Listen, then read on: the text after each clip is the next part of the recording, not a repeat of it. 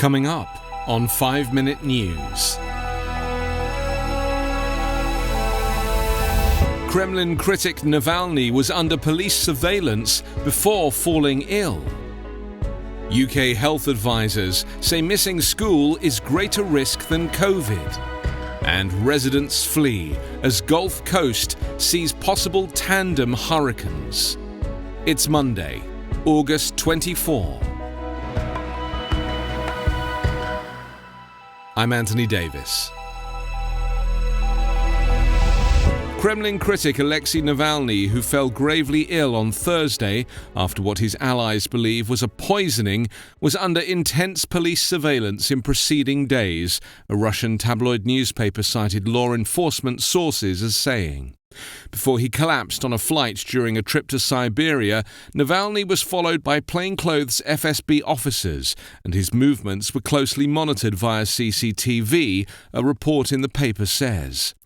Navalny, a longtime opponent of President Vladimir Putin and campaigner against corruption, was flown in an air ambulance on Saturday for treatment in Germany.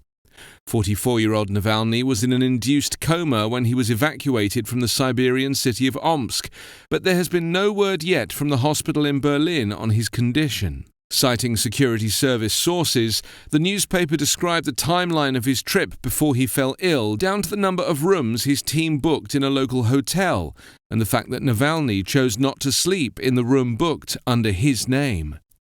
An apartment rented for him by one of his supporters was discovered by police surveillance, the paper reported, when a sushi takeaway was ordered to the address by one of Navalny's supporters. In its report, the newspaper cited security sources as saying that their surveillance of Navalny's movements did not reveal any suspicious contacts that could be related to his illness.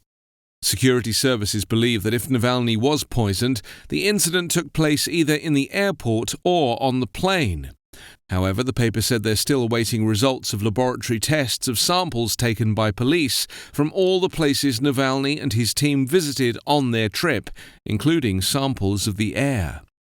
Initial results are expected today, with results from tests for radioactive material due later in the week. The paper did not say whether or not these would be made public. Doctors at the hospital in Omsk, where Navalny was treated before his evacuation to Germany, have said they do not believe he was poisoned. They diagnosed him with a metabolic disease that may have been caused by low blood sugar. Kremlin spokesman Dmitry Peskov said on Friday that it was still unclear what caused Navalny to fall ill. He had previously said that any poisoning would need to be confirmed by laboratory tests and that doctors were doing everything they could to help Navalny. The chief medical officers of the United Kingdom have said children should return to school after the summer holidays, warning that missing out on their education posed much bigger risks to them than catching COVID-19.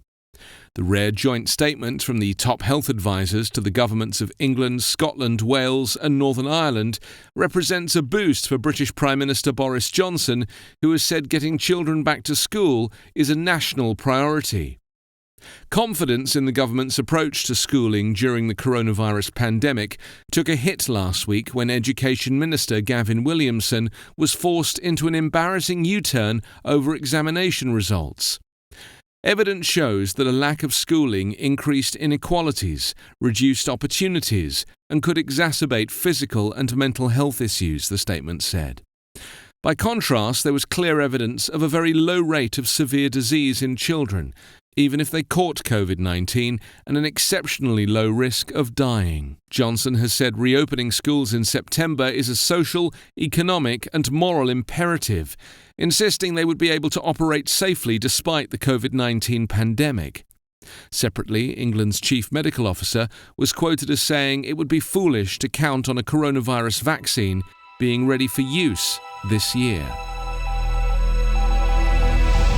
The Gulf Coast braced itself on Sunday for a potentially devastating hit from twin hurricanes as two strong storms swirled towards the US from the Gulf of Mexico and the Caribbean. Officials feared a history-making onslaught of life-threatening winds and flooding along the coast, stretching from Texas to Alabama. A storm dubbed Marco grew into a hurricane on Sunday as it churned up the Gulf of Mexico toward Louisiana. Another potential hurricane, Tropical Storm Laura, lashed the Dominican Republic and Haiti and was tracking toward the same region of the U.S. coast, carrying the risk of growing into a far more powerful storm. Experts said computer models show Laura could make landfall with winds exceeding 110 miles an hour, and the overlapping storms could bring 2 feet of rain to southern central portions of Louisiana. The prospect of piggybacked hurricanes was reviving all too fresh memories of damage caused by Hurricane Katrina, which struck the Gulf Coast on August 29, 2005. The storm had been blamed for as many as 1,800 deaths, and levee breaches in New Orleans led to catastrophic flooding. With Marco expected to make landfall in Louisiana this evening, the biggest worry is water, not wind. Forecasters expect up to 10 or more inches of rain and storm surges of 4 to 6 feet. Because of strong winds from the southwest, Marco may attain and then lose hurricane status before it hits land, meteorologists said. But those winds are likely to be gone a couple of days later when Laura ventures to the central Gulf, where the usually bathtub warm water is a degree or 2 warmer than normal. You can subscribe to 5-Minute News on YouTube with your preferred podcast app. Ask your smart speaker or enable 5-Minute News as your Amazon Alexa flash briefing skill.